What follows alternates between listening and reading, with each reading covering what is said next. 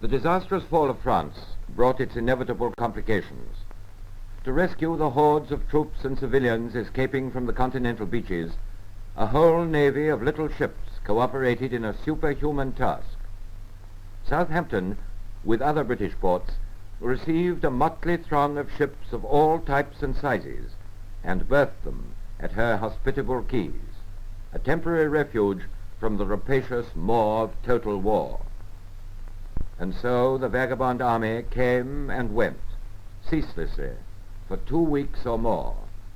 Men humiliated and bewildered, in dire need of creature comforts and sympathy, in spite of their tribulations, defeat was not written on their faces.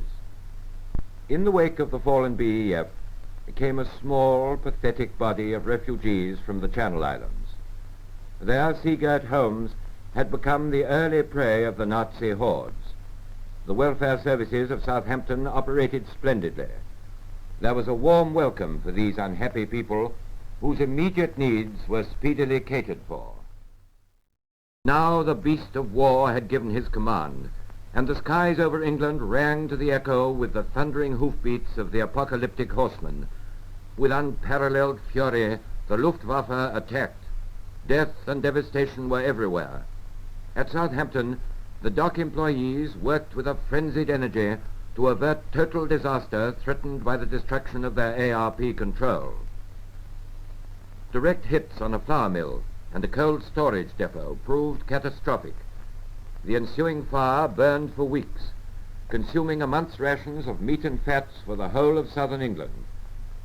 The firemen's vain attempts to save them were seriously hampered by a sea of molten butter, which spread ankle-deep all over the dock area, rendering the drains useless. The heat of the fires raging was so great that much of the water from the hoses turned to steam before it reached the actual fires.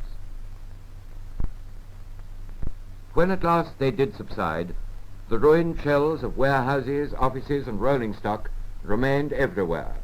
Yet another victim of Nazi villainy had been sacrificed.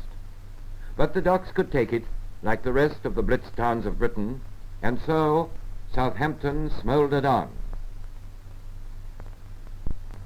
To replace the former ruined ARP control center, a new docks control was built with walls of steel and concrete 14 feet thick.